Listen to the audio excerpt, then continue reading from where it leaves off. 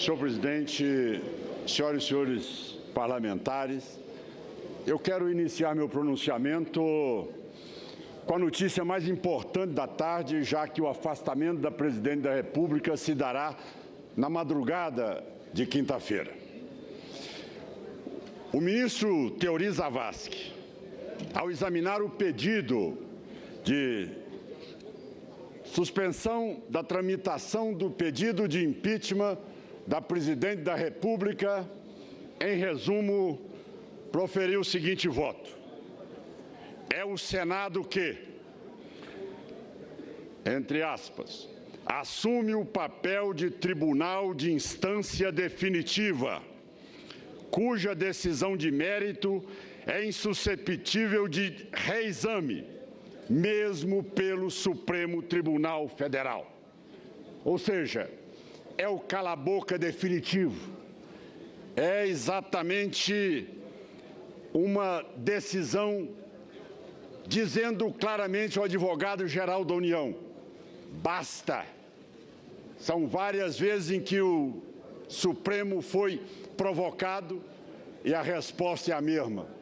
E agora, com a decisão final do ministro Teori, deixa claro o quanto o processo de impeachment da presidente da República está correndo dentro das normas pré-estabelecidas pela legislação.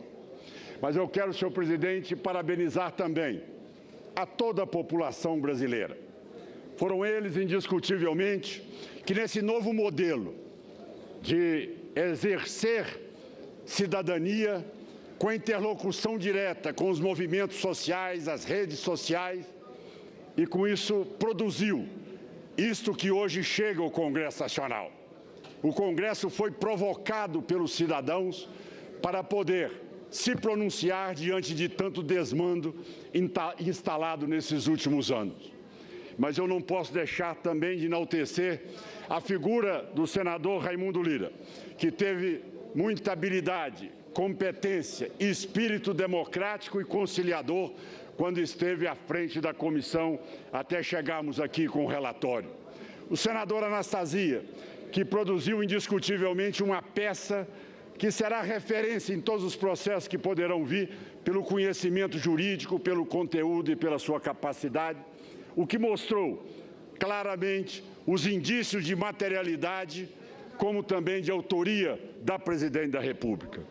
Senhor presidente, quero também saudar o presidente Renan Calheiros, que numa decisão coerente com a posição e a liturgia do cargo que assume, rapidamente afastou o ofício encaminhado pelo presidente da Câmara, o presidente de plantão da Câmara, que desrespeitou o princípio primeiro que Vossa Excelência baseou o seu parecer, que é da colegialidade.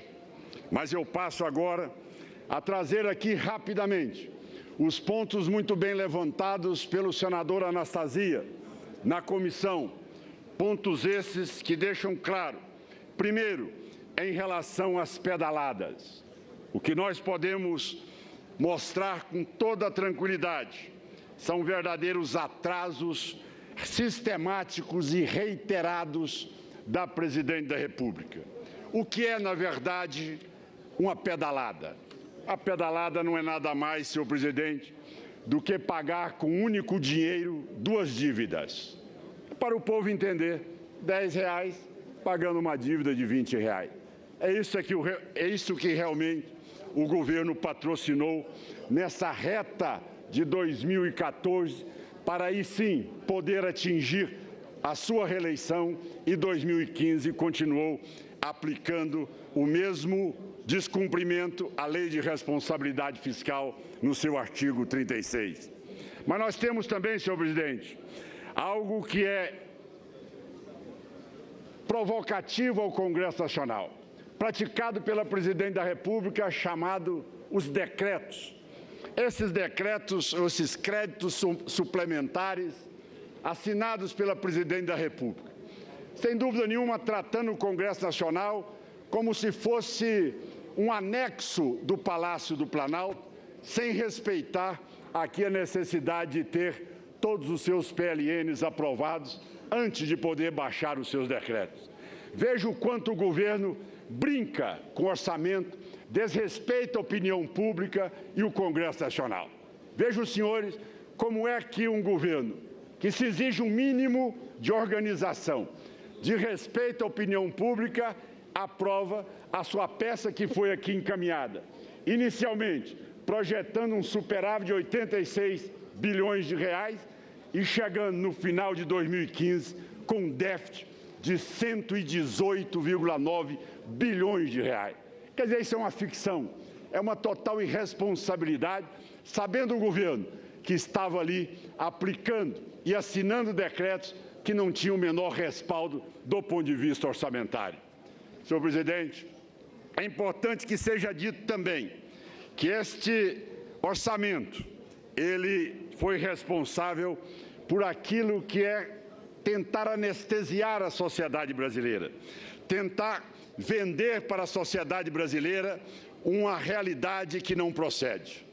Mas é muito comum que, meus caros colegas, que a base do governo venha aqui para o Senado Federal dizer, olha, umas pedaladas do crédito rural, apenas uns decretos que foram assinados, e no mais isso é inaceitável, porque isso é muito drástico para que realmente a presidente da República possa responder por isso. Nós vamos mostrar aqui o verdadeiro golpe praticado pelo governo do PT, iniciado pelo presidente Lula e continuado pela presidente Dilma. O verdadeiro golpe é exatamente o desemprego. Quando alguns senadores do PT dizem, olha, o próximo governo vai tirar direitos trabalhistas. Meus senhores, o PT assinou o AI-5 mais danoso no país, decretou o fim de 11 milhões e 100 mil empregos. Veja bem, que direito maior tem um cidadão que não seu direito ao emprego? Foi tirado exatamente pelo PT nesses últimos 13 anos que está à frente do país. Os programas sociais, aí ele diz, mas os programas sociais serão impedidos pelo próximo governo. Vamos ver o que diz o CIAF, vamos ver o que diz exatamente o que é a previsão do atual governo. Baixou em 87% a creche, Pronatec em menos 62%, aqui exatamente o Minha Casa Minha Vida menos 74%, aqui as rodovias e infraestrutura menos 28%, saneamento básico 74%, gestão de riscos e problemas de desastres 79%, as UPAs, Unidade Básica de Saúde, menos 40% e a segurança em menos 20%. Este é o governo do PT que com demagogia e populismo se elegeu, prometendo para o cidadão aí céu de brigadeiro, sem inflação, sem desemprego. Mas vamos mais, além dos programas sociais que todos aqui viram, nós vimos e repito aqui, aquilo que a presidente Dilma se colocava como a madrinha, que era o projeto do Minha Casa Minha Vida.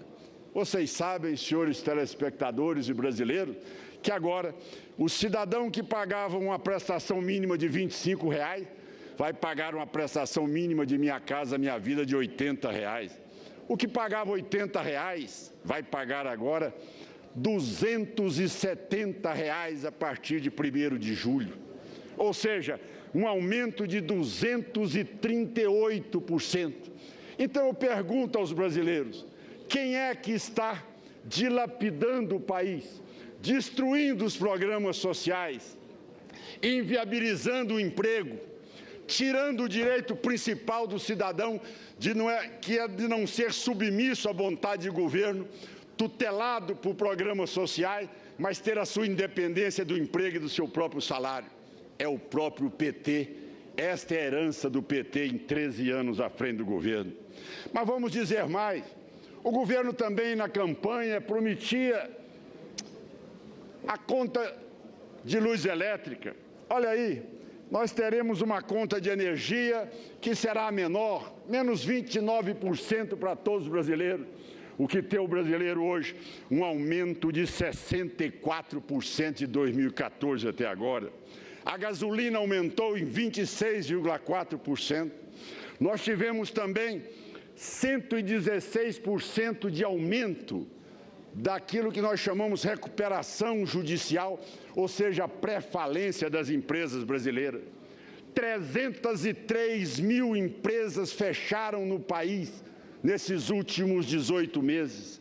Nós estamos assistindo um recuo na produção da indústria de 11%. Nós estamos vendo a queda do PIB nos 2 anos, 2015 e 2016, de menos 8%. Como se diz no interior, cresceu para baixo. É o governo do PT, nesses últimos anos, à frente do governo. Mas eu concluiria, presidente. Nós temos também a tese dos aposentados, que eles dizem serem defensores dos trabalhadores e dos aposentados. Vejam, senhores, o que fizeram com os fundos de pensão, o Postales, dos Correios. Todo cidadão hoje, nativo e aposentado, vai ter que ter um desconto obrigatório de quase 18% na sua folha de pagamento para ter a garantia da sobrevivência do fundo. Extorquiu, solapou, corrompeu todos os fundos responsáveis pela aposentadoria de milhões de brasileiros. Senhor presidente, a Petrobras se transformou da 4ª maior empresa do mundo na maior devedora. Assume hoje uma dívida de 490 bilhões de reais. A Eletrobras, falida, quebrada, com 48 bilhões de reais e sucateada. E para terminar, senhor presidente, o que nós estamos fazendo hoje, nesta tarde e a madrugada, é exatamente interromper esse ciclo danoso, esse ciclo que começou a deterioração do processo populista, demagógico, bolivariano. O que esse Congresso está fazendo, o que a população brasileira fez, foi nos alertar, foi sair num primeiro momento dizendo em alto e bom som: não vamos deixar que aconteça com o Brasil o que está acontecendo com a Venezuela. Um país que só funciona 2 dias por semana, que o cidadão só pode comprar e adquirir a sua cesta básica, que só tem energia em alguns pontos da capital. Enfim, é um processo que nós vimos acontecer na Argentina, se estender para a Bolívia, chegar à Venezuela e grande parte da América Latina. Nós estamos interrompendo esse processo. Interrompendo numa hora onde o brasileiro não admite assistir àquilo que nós estamos vendo.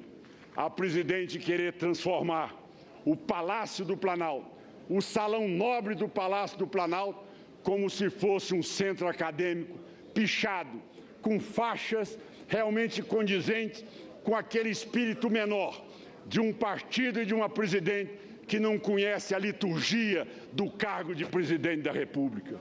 Senhor presidente, é a interrupção das estradas, é o Brasil convivendo com o ódio, com a violência e com o terror implantado nas últimas horas, tentando trazer para o país a vontade de 578 mil fantasmas que recebem pelo INCRA no país e que, no entanto, não trabalham e não participam da atividade do dia a dia. Para encerrar, senhor presidente, é exatamente com o objetivo de trazer a paz, a tranquilidade, unir o país, conciliar essa nação, é que nós votaremos com toda a tranquilidade hoje, sim, pela admissibilidade do afastamento da presidente da República e um novo governo que venha tirar o país dessa situação de frangalhos que o PT nos impôs. Muito obrigado, senhor presidente. Era o tempo que me tinha.